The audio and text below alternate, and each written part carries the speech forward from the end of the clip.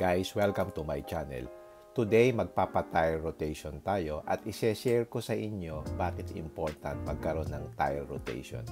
Actually, you can do it in-house or DIY.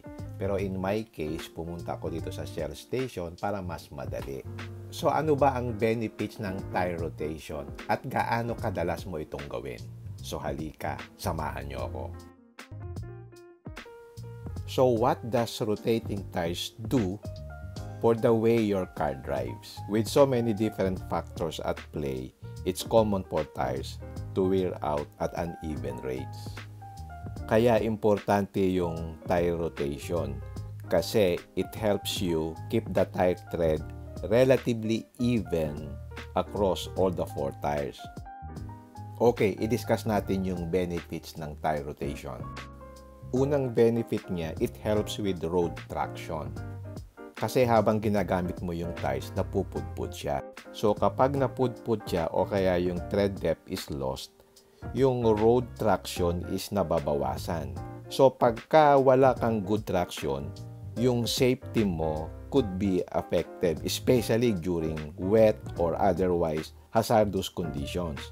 Kaya yung tire rotation, nakakatulong siya para ma-prevent yung uneven tire wear. So, lahat ng goma mo will have the same tread depth.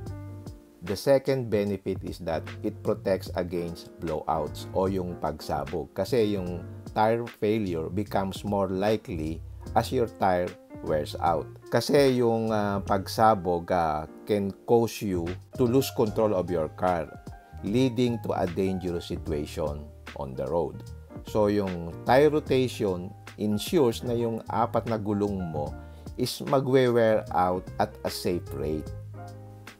The third is smoother ride quality. So pag hindi pantay yung tangos ng gulong mo, you start to feel na yung ride quality mo naapektuhan. So yung regular tire rotation ensures na smooth yung driving experience mo with every trip. At ang pang-apat is it maintains efficiency. Why? Because keeping the tread wear even across all 4 tires, nakakatulong siya para ma-reduce yung drag and it prevents the engine strain, which will help maintain good fuel economy kasi pantay yung ikot ng gulong. So ano yung tire rotation? Ibig sabihin nito, i-move mo yung gulong sa isang position to another position. Usually, it will move yung front pupunta sa likod at yung nasa likod pupunta dun sa harapan. So, depende rin yan. Hindi ka basta lipat ng lipat. Depende kung anong configuration ng sasakyan mo. Halimbawa, front wheel drive siya or rear wheel drive or 4-wheel drive, magkakaiba ang pattern ng tire rotation. So, ano-ano ba yung mga patterns ng tire rotation? So, ganito yan. Una, yung front to rear. Bali, yung harap na gulong, ililipat mo lang dun sa likod. Ginagawa yan kung directional yung tires mo. Ginagawa yan kapag yung gulong mo, yung mayroong rotation pattern. Di ba mayroong gulong na isang rotation lang? At ang gagawin ko dito sa Mazda yung forward cross. Applicable ito dun sa mga front wheel drive vehicle. Bali, mangyayari, yung front tires mo, ililipat mo dun sa likod. Tapos yung rear tires mo, pa-cross mo ngayon. Yung nasa right na rear, ililipat mo sa kaliwa na front. At yung nasa left na rear, ililipat mo pa-cross, pa-kanan doon sa right. Kaya ang tawag dyan, forward cross. So kung all-wheel drive naman o 4-wheel drive yung car mo, ang ginagamit yung X pattern. Bali yung sa harap, i-cross mo doon sa rear. And then, kung rear-wheel drive naman ng kotse mo, yung rearward cross ang gagawin. Ito yung opposite ng forward cross. Bali, yung rear na gulong, ipupunta mo yung dalawa dun sa harap at yung harap na gulong, i-cross mo dun sa likod, dun sa left and right. And then, ang last pattern, tinatawag na side to side. Bali, yung left, ililipat mo sa kanan and then yung right, ililipat mo sa left. Ginagawa yan kung non-directional yung tires mo o magkaiba yung size mo. Kasi halimbawa, mas maliit yung gulong mo sa harap kaysa ron sa likod. So, side to side ang ginagawa diyan. Okay, simulan natin. So, ang gagawin natin yung forward cross. So, to recap ng forward cross, So, yung nasa harap na dalawang gulong, ililipat ko sa likod. Yung namang nasa likod, i-cross ko to the left, at saka yung nasa left, i-cross ko to the right. So, yan, sinimulan na natin. So, mas maganda meron kang lifter para mas madali. Pwede namang maggawa ka rin sa bahay, i-jack mo lang. So, ngayon, tinatanggalan ni Kuya yung gulong dito sa harap. So, pag na-remove na niya yung dalawang gulong sa harap, ililipat niya yan dun sa likod.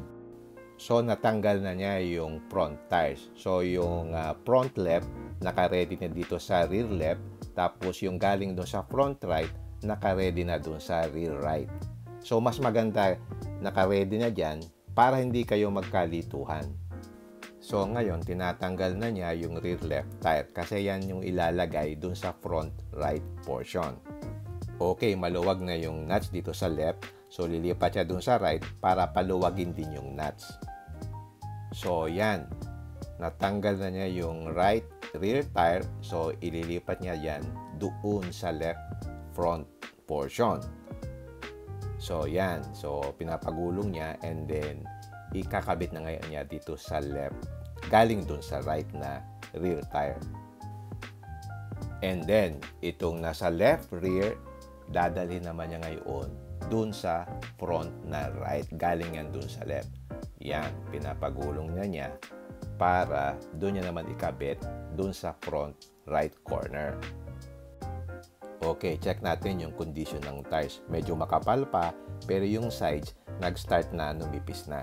So, dapat mag-rotate kayo ng tires every 10,000 kilometers. Pwede rin mas malimit. Medyo, pwede kung masipag kayo, pwede mong gawing 5,000 kilometers. Sa majority ng mga vehicle kasi nakikerry more weight doon sa front kasi nandun yung engine tapos nagtoturn ka left and right, so madaling matangos yung sa harapan. An example of this yung front wheel drive cars kasi yung power is sent to the front axle saka yung wheels to produce yung forward motion. This means na yung front tires mo mas madaling matangos than the rear wheel or all-wheel drive or four-wheel drive models. So ang objective ng tire rotation mo is in order for it to help ensure na yung tires mo is don't wear faster than the others. Parang binabalanse mo lang. At by the way, kukonsider mo rin yung tires na ginagamit mo kung mag-rotate ka. Kasi merong symmetrical, merong directional, merong asymmetrical. Kasi pag directional, ibig sabihin, meron siyang rotation pattern. So, hindi mo siya pwedeng i-cross kasi mag-iiba yung direction ng ikot ng gulong. Hindi yung recommended for that kind of tire. So, you have to consider also what tires you are using. By the way, I'm using VLF mags. Magaan lang siya kasi it's flow form. Makikita mo, kaya kong buhatin ng isang kamay lang. Usually kasi, di ba, dalawang kamay ang ginagamit mo para mabuhat. Pero in this case, kaya ko siyang buhatin ng isang kamay lang, which means na magaan talaga siya. So, pag mas magaan yung mags, mas magaang batakin, mas lesser yung fuel consumption. Okay, final mounting na ni Kuya. So, ikinakabit niya itong sa rear tire, tapos ikakabit niya yung sa harap. Ang maganda dito, nakaposition na yung mga tires, so hindi na magkakalituhan ng pagkakabit. Yan ang kagandahan pagka meron kang lifter. Mas madaling mag-tire rotation than using yung jack lang. Anyway, mura lang naman. Dito sa Shell Station, nagbayad lang ako ng 300 pesos. So, yan. Ikakabit na ni Kuya yung rear tire. So, dapat maingat din magkabit. So, binibigyan ko ng instruction na dapat ingatan pagkabit para hindi magasgas yung mags. So, yan, pinapahigpitan na ni Kuya yung mga nuts niya. So, pagkatapos niyang mapahigpit ng konti, ginagamitan niya ng torque wrench para ma-measure niya yung dapat na force. Maganda kasi yung may torque wrench para masukat mo para hindi ma-over-tighten yung iyong nuts. So, ganyan ang itsura ng torque wrench. Magkiklik siya kapag tama na yung torque na applied. So, hindi ma-over-tighten yung mga nuts mo. Okay, yan na, tapos na. So, lahat ng wheels niya, ginamitan niya ng torque wrench. Okay, let's summarize now. Again, why is tire rotation important? Kasi yung weight is not evenly distributed across vehicles. The front will always weigh more due to the engine in most cars.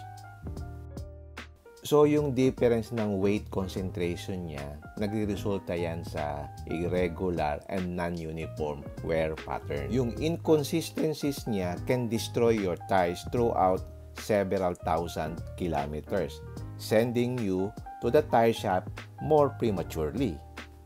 By rotating the tires, you effectively correct yung wear pattern.